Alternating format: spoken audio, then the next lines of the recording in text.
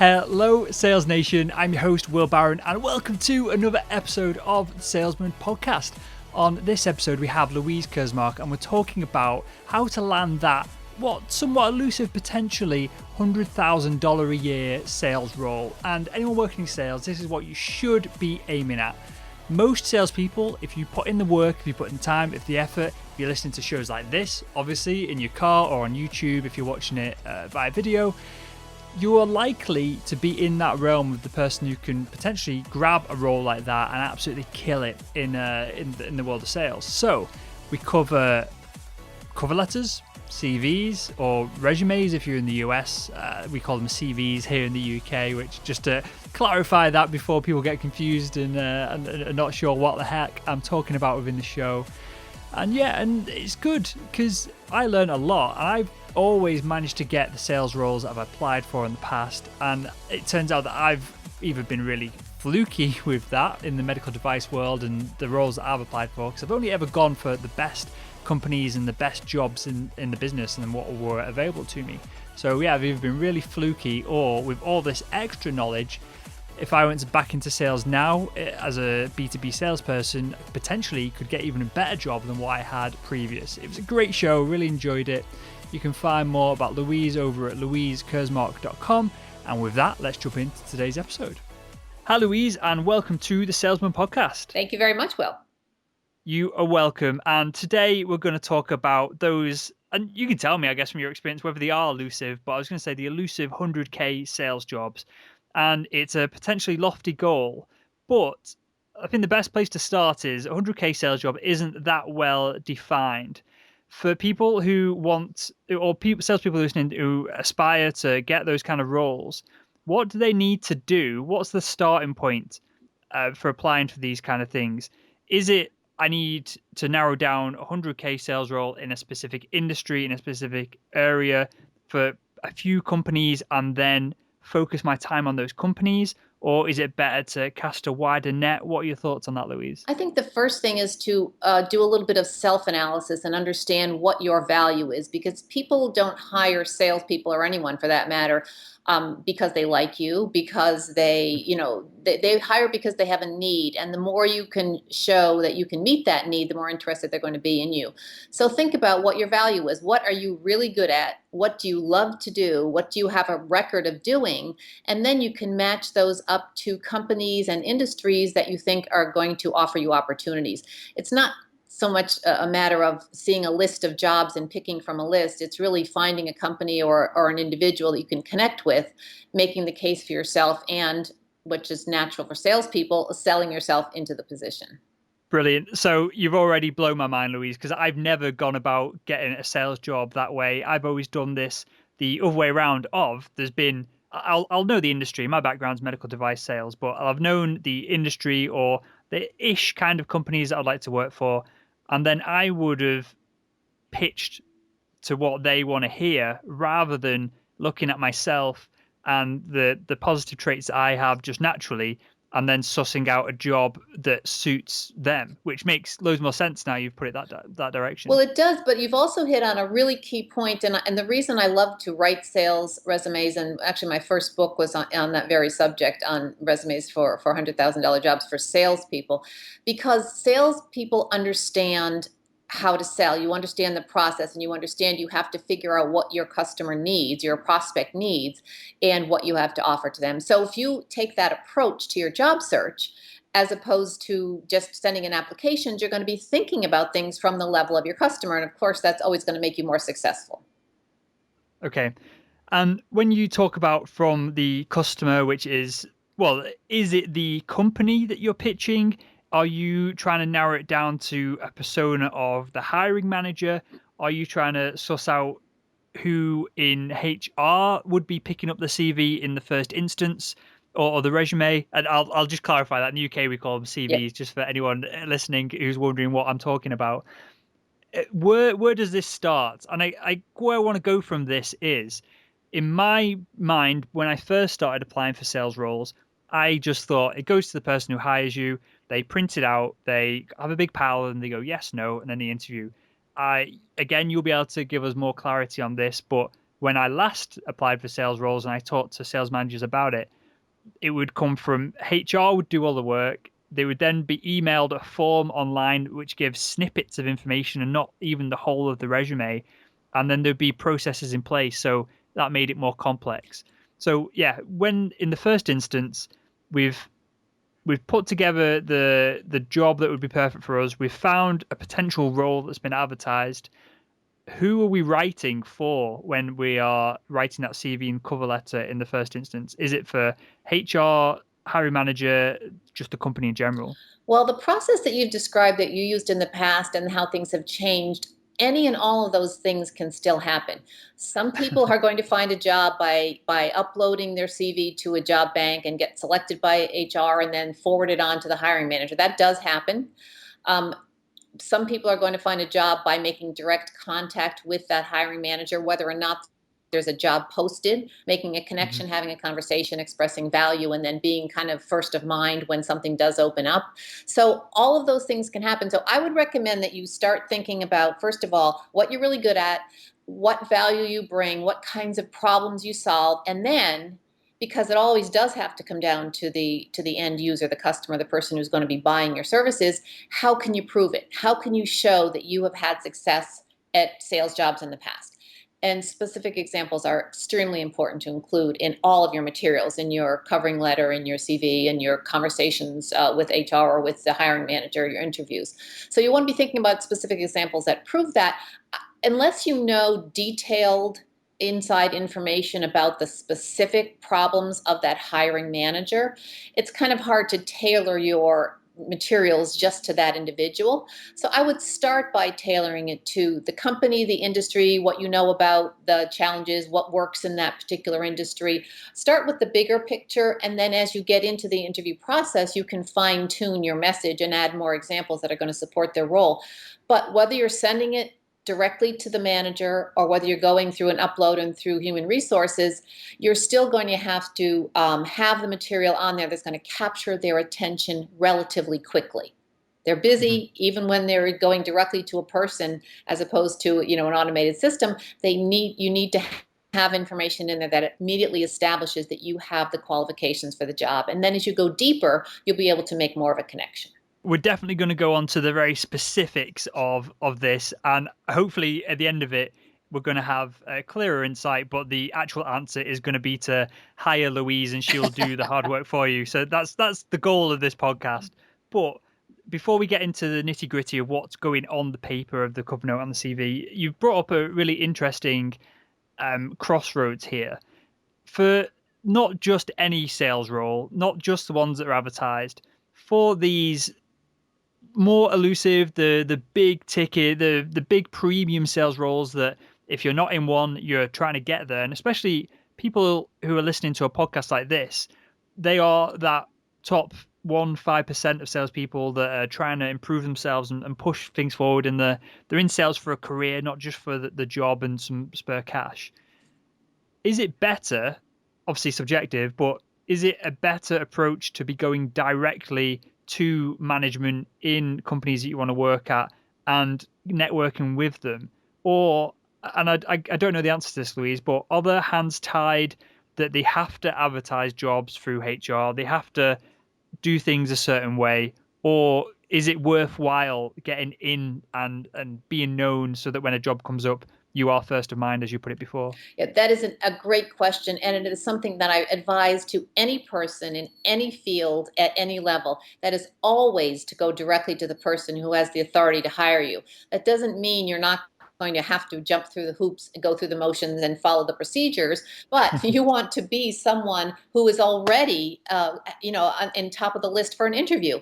Because when you come in through the regular transom and your CV comes in, automated systems, and maybe it gets pulled out. You're maybe one of that maybe 5% of top CVs that are going to get actually looked at and interviewed. So if that's the case, you still want to be showing that hiring manager that you are a top person for the job.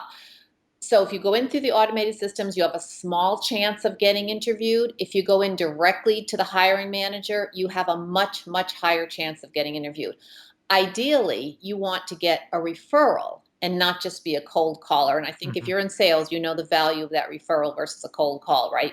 It's so much easier when someone says, hey, you have to talk to Will. He'd be a great addition to your team.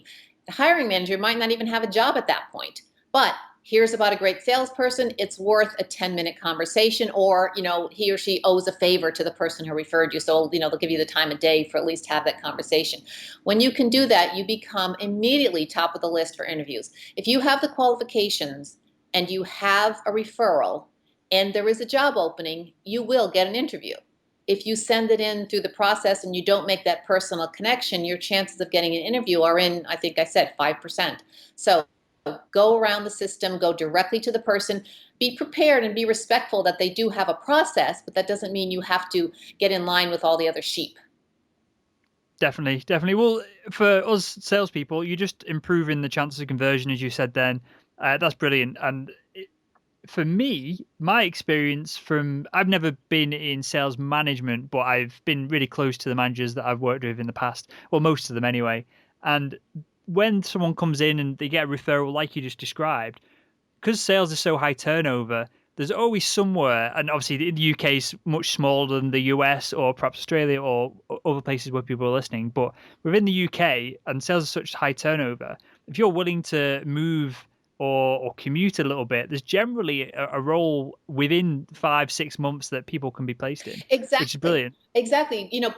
Companies are always hiring. There's always turnover. I mean, particularly as you said in fields like sales, and smart hiring managers, when they spot talent, they're going to do their very best to bring that talent into the company. Sometimes they don't even have a position. They might create one for you. It happens a lot more than you would think. The other thing that occurred to me we haven't addressed is the subject of recruiters, the executive search firms, and the role that they play in the process.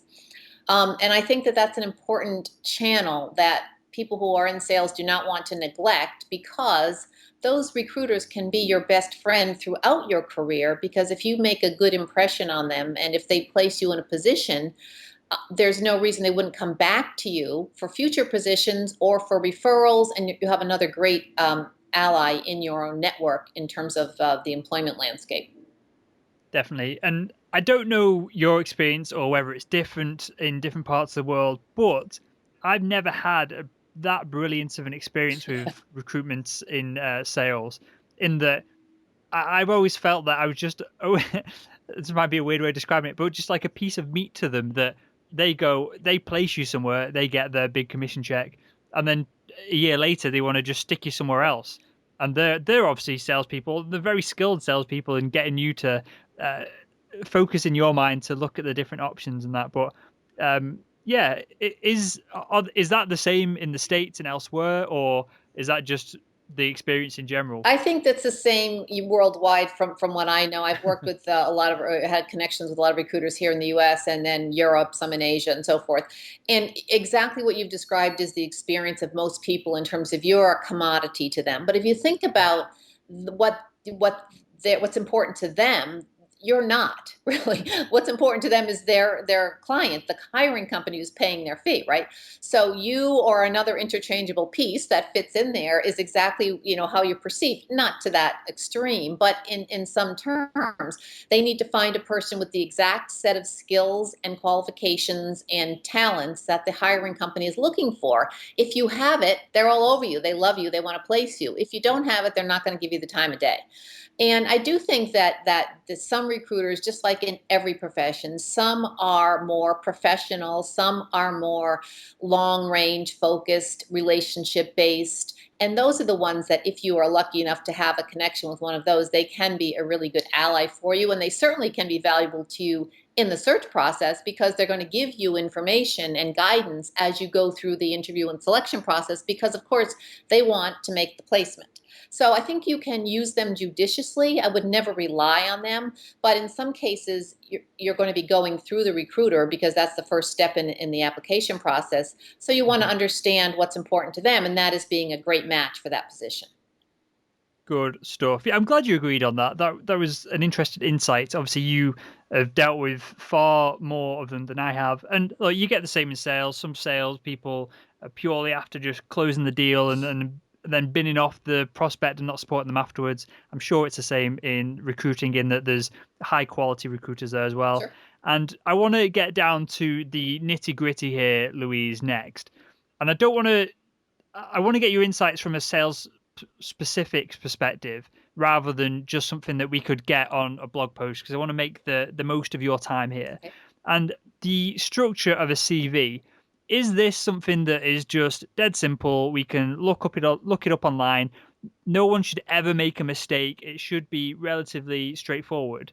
Or do people make mistakes? And is it more complex than what it seems, especially for sales roles? Well, I don't think it is that complex. There were essentially two structures that you can use for your CV. One is the chronological, or as we call it nowadays, the hybrid or combination type of resume. But it is chronological in structure, where you're starting with some kind of an introduction, then you're having your work history with the most recent first, going backwards, and then your education typically is last, not always, but typically, and then any extras that you might want to add. And that is the structure that I recommend whenever possible. The second type of structure is called a functional resume or a skills resume. And that is where you kind of divorce everything that you've done from when and where you did it, and you group it all together so that you're able to show, sales experience doing this, and relationship building and account management, even if they came from all kinds of different activities, maybe not in sales jobs, or they came from a long time ago. People will use the functional format when they don't have a really strong career path.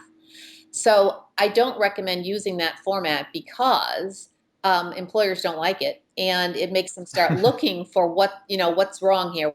Why isn't this person following the other structure? So unless you have a very, very good reason for choosing that structure, and if you do, and it's the best format for you, then you would want to use it. But for 95% of people, use the chronological structure and just follow along, and as expected. Nothing really mysterious about the structure. Now, the content's kind of a different animal. There's lots of different ways you can approach that, but you don't really have to make a project out of organizing the material. Okay, good. The thing that gets me most confused is the wrong word. The thing that has the most potential opportunities and potentially the most impact as well when I read CVs is that beginning and that intro. Is there a structure that and has been tested and then works better than others, or is it a case of just writing a few paragraphs about what's relevant from the CV and summarizing the rest of it, or should it be bullet pointed? How should it be? How should it look on the page? Well, a lot of what's going on up at that top part of the resume is changing. It used to be, just as you said, a couple of paragraphs, a brief overview, some general statements about who you are and what you can do, used to be a very acceptable form of an introduction. However, nowadays, people are so busy that they are not reading dense paragraphs, and they are not interested in general information. So in a lot of cases, I'm redoing that summaries, that top section, into something that is much more quick and to the point, and either bullet points or quick lines of text, and not dense paragraphs, because I want people to read it. So I'm going to give them a couple of key things that are going to make them pay attention, make them grab onto that document and continue to read. So for example, if you have worked at prestigious companies in the past, or if you have sold to blue chip company names in the past, and you think that's going to be valuable, I would mention those in a line at the top. If you've had an amazing sales success at some point, or you helped to build a company with a real success story, I would just briefly one line that at the top, so that you're giving them not a summary, but really a snapshot of highlights, a few quick points that are going to really pique their interest. That's the way that I like to write that summary section. And I will tell you, Will, it's the hardest part to write in the resume, because I'm trying to be succinct and powerful and get across really important information very, very quickly. And well, like anything though, it might be the hardest part to write, but have the most impact, I imagine. And on that, Louise, does anyone actually ever read the rest of the resume? Does that really matter? Especially from the perspective of, if you worked in sales 20 years ago, I know a lot of the audience won't have, but if you worked in sales 20 years ago, is that really relevant when you've had 4 sales jobs since then? Right. That's another great question. People do tend to put too much information on the CV. They tend to go into too much detail and go too far back in the past. I don't like to have arbitrary rules about, going back so many years and then stopping, because sometimes, let's say you worked for a great company 20 years ago, you might not put that into the level of detail that you would a more recent job, but you certainly should mention it because it's a very credible experience. So you have to make a judgment call based on your own particular circumstances. When people look at resumes, there's a kind of a step process. The first one is the glance.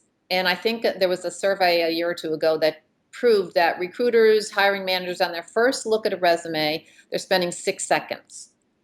6 seconds. So your job is to give them information that they can quickly pick up. And in those 6 seconds, they want to know, who are you?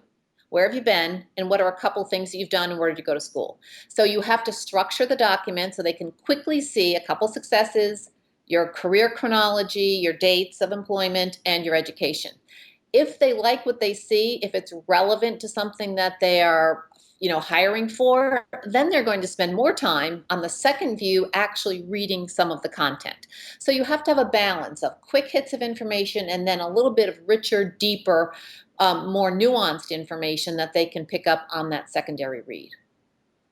Cool. Okay. And you mentioned something then which is intriguing me, and it might be, well, I know it's different in the US versus in the UK. But for a sales role specifically, even though we are considering the top tier, the best sales roles in the country, does education really matter to the hiring manager? It does matter, some more so than others. A lot of jobs will be posted, and the requirement will be that you have the equivalent of a bachelor's degree, a U.S. bachelor's degree. I don't know what you would call that in the U.K. Same thing. All right, there we go. That's a requirement, and they're glancing at it just to see that you fulfilled that requirement. Some hiring authorities like certain schools better than others, and they are going to be impressed or unimpressed depending upon where you went to school. If you have a great sales track record, smart hiring managers are going to look at that certainly before they rule you out based on education. But let's say you have a great hiring, sales success record. You've worked for 5 or 10 years in sales. You've done great things, and you don't have a college degree. And let's say there are 5 or 10 candidates who have the same great record and do have a college degree. In that case, you're going to go to the bottom of that pile of 5 or 10, and you might never make it to the top. So it does matter. It will matter more in some professions and to some hiring managers than others. Good. And that one, not necessarily good. That might be slightly disempowering to some of the people listening. And I'm not sure that's the case. Well, how much work do you do in the UK, Louise? Do you know, or do you notice a difference between the US and the UK? I have from that noticed, perspective? and based on conversations with a couple of UK writers and coaches whom I know, the CV in the UK has really morphed into exactly what we use in the US. We call it now the multinational format. So there really is no substantial difference. I don't know the relative importance of education in sales jobs in the UK versus the US. I do know that if a job is posted with a requirement for a degree, all that tells to me is if I were looking for that job and I didn't have that degree, I would just go right to the hiring manager directly, as we've already talked about, and get to the top of that referred pile, and then it becomes much less important. It's only when they're checking off qualifications based on multiple candidates coming in, over the internet or whatever they come in with the CV, that's when you can get knocked out based on education. You won't get knocked out if you've got the track record and if you're going directly to that hiring manager. Cool, brilliant. That's what I wanted to hear. And from my perspective, I've got a degree in chemistry, so it's never been a problem for me. But I know people who have had that problem, and they've just done exactly what you've done, gone straight to the sales management. And in most 9 times out of 10, as long as you've got some kind of sales track record, they are just using a degree as a way of limiting or reducing the amount of CVs that they get flooding in at them for each role. Exactly. And another thing that, well, we're going to come on to this in more detail in a second, but I think this is perhaps another differentiator from your CV and just your track record, but the cover letter. And I think you call it a cover letter in the US as well, Louise. Yes, we do. How important is this? Well, no. Before we get into that, I want to keep with the thread that we're going along of who reads the cover letter, and is it read before or after the CV is read? Well, in my many years of experience, totally unscientific, I've concluded that their cover letters fall into three groups, or people who read them fall into three groups. Number one, people love cover letters and read them first. That's about 1/3. About 1/3 will read the letter if they like what they see in the CV.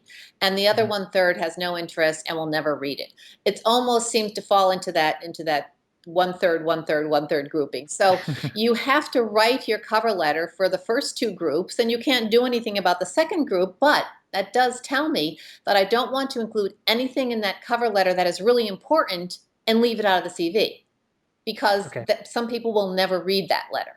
So you write for people who are going to read it, and you really need to restate information that's in the CV, not repeat it word for word.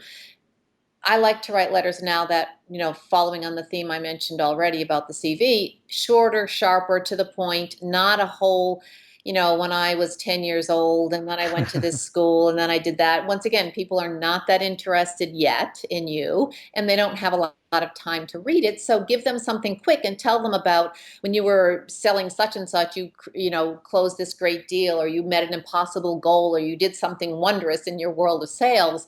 Capture their attention, and then they'll read it first, or they'll read it after, or they may never read it.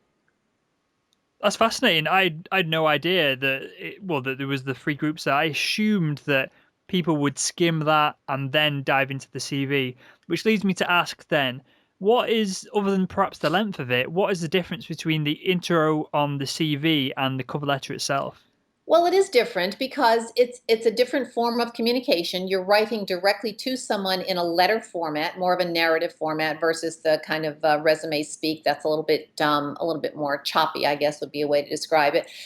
And you are also, in your cover letter, you can write something specific to a company, to an individual. You can discuss a certain issue or challenge that they're facing. You can reference something about them that you read about in the news. You can reference something in the particular posting that you're replying to. You can make it more personal, and I don't think you need to do that with the CV. I think the CV, for the most part, should stand on its own for most jobs that you're applying for. I don't think you should have to rewrite it for every position, but you can use that covering letter to customize it just a little bit and be personal to their needs.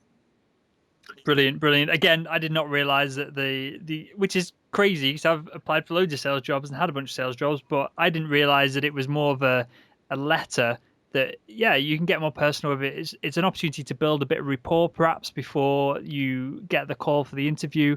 And that's fascinating. I know a lot of people, anyone who's searching for a sales role after listening to this will have got a lot of value out of it, Louise. And before we mention your books and the work that you do, I've got one final question for you that I ask everyone that comes on the show. This is you'll be able to answer it because you're obviously a professional. You're selling services. You've written books and sold books, but I know you're not very specifically a salesperson. But if you could go back in time and speak to your younger self, what would be the one piece of advice you'd give her to help her become better at sales? Well, this would probably apply, in my experience anyway, more to women than men. And I would tell myself to be more confident in what I have to offer. And you might not think salespeople need that, because typically salespeople have a lot of confidence. I remember when I was much younger, coming out of school and thinking about what am I going to do with my life and my career. The thought of sales absolutely petrified me. The thought of going and talking to strangers and trying to sell them something was absolutely petrifying. Now, many years later, it's probably the favorite part of my job, in terms of not selling, but helping them understand the value of what I can do for them, which is, of course, what good sales is all about. Uh-huh. I love it, absolutely love it. But I didn't have the confidence in knowing who I was and what I had to offer. Maybe I didn't have that much to offer back then. So I would say, particularly women, be more confident in what you have to offer, and don't be terrified by the unknown. I'm intrigued, Louise. Why do you say particularly women? Women typically, and maybe it's not so much so millennials as most of your audience is, but women of, and I'm in the older generation, my children are millennials. Um, Women were never taught, first of all, to negotiate. Women were always taught to be, quote, nice girls. And as opposed to being, and now in the business world, women, even now, who are assertive are sometimes called nasty names or perceived negatively, where men are not with that same behavior. So we still do have a little bit of a gendered gap, I think, in how people are perceived. I'm not suggesting that women should become men by any means, but I am suggesting that learn how to be in the business world in a way that's authentic to yourself, but does not undersell or minimize your talents. Brilliant. With that, Louise, I want you to tell us about your new book. And so this show probably aired just before the book comes out, but we will then retroactively link to the book in the show notes for everyone. So yeah, tell us a little bit about that. Well, I'm delighted to. I have a writing partner named Wendy Enelo. We've written a lot of books together. And just this year, we have written Modernize Your Resume, Get Noticed, Get Hired, because we wanted to write a resume for the new world of resume and CV writing versus the advice and examples that have been around for decades. Because as I've talked about in the program, things have changed. Readers have changed. The way that people read has fundamentally altered with the internet. We don't sit down and read in a leisurely way anymore. We need to constantly be refreshed with new information and pick things up very quickly. So today's CV needs to be written in a way that is going to respond to the readers of today, and also give them the information that they need to be able to make that initial selection decision.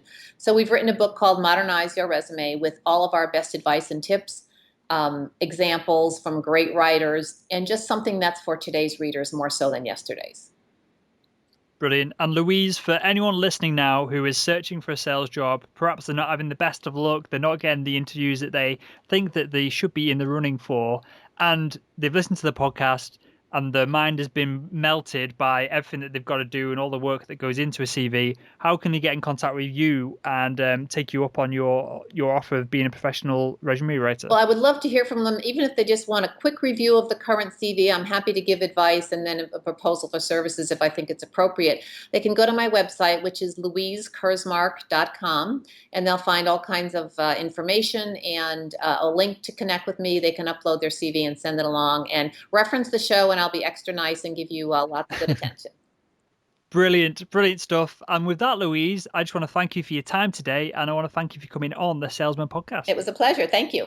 And there we have it. I just want to thank Louise for coming on the show. Again, really appreciate it. Really appreciate the time. And I want to thank you for listening as always. Remember, the show notes, all the video content and everything else that we're doing is available over at salesman.red. So go and check that out. And I will speak with you again tomorrow.